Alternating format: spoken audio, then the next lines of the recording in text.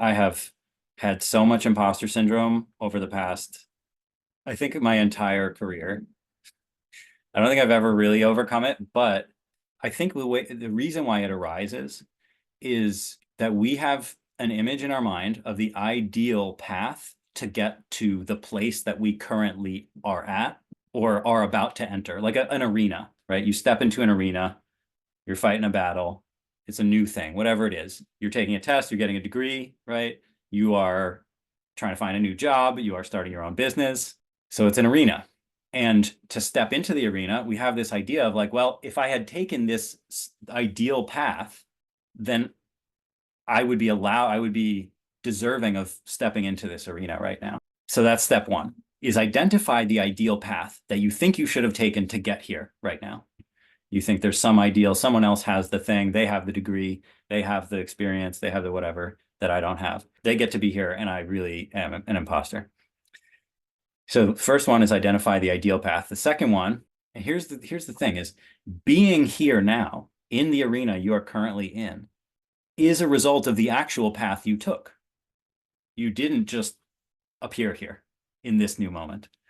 You actually got here through a series of steps. When you see your real path, how I got here, it starts to make sense. Of course, there might be like gaps in your abilities, and you won't see gaps in other people's abilities on the surface of it because you only see those if you work very closely with someone, right? So we see our own gaps, we don't see other people's gaps because we forget that part. Like when I'll give you my example. When I started coaching, like when I started going all in coaching, when I stopped doing other things, stopped teaching math, I wasn't certified. And I was like, I don't know what I'm doing. I did training, but not a certification, you know. But that's the point, is that so I took this real path. I did a training and they were like, here's how you coach. And I was like, I love this. I'm going to do it. I think I'm good at it. And so I started doing it. And then also my childhood. Holy shit, my childhood is involved in this. Like I grew up in this way. My mom is a therapist, and I like learned therapy, like like she taught me a bunch of stuff, and I was like, oh yeah, like this is, and then I got this training in therapy, like couples therapy, which I'm not a therapist, but I got the training in it. So like I did all these things, but like I was like, oh, but that's not really this, that kind of whatever. But it's like actually it makes sense. It's why I'm here. Yeah. And then step three is, why is your real path actually better than the ideal path you thought you should have taken? So for me, it was, well, I'm talking to people about getting like raises, like negotiating, career stuff. I've never worked in a corporate environment. I'm also young. I mean, I'm 36, but so I started this when I was like 30.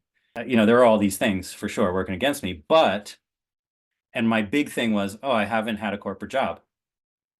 But I have had training that nobody who's a career coach who's been in corporate has had. Like all this psychology stuff, right? So that's who I'm for. That's why for me, that is the ideal path. I'm not a CEO. And anybody who wants a CEO as their coach can go have one. But here's the other hard truth, is that when we want to do anything, there is always numbers, meaning there's always a thing that we have to repeat way more times than we wish we had to. Studying, right? You got to read the same word. You got to define the word, vocabulary, whatever it is, over and over and over and over. Starting a business, 100%. I can't even tell you how many things you have to do over and over and over. Searching for a job, over and over. So like, it's a shitty truth that there are going to be, there's high numbers in whatever it is, right? And we can't get away from that. That's why a lot of people quit before they get to that point, because the numbers kill them. Just like, I can't do another application, it's so draining. And so that is also why the key to so much of success is finding how to do it sustainably, how to manage your energy, right? I mean, this is cliche now, but like finding the way to do the thing that's least draining so you can do it enough times to find the success.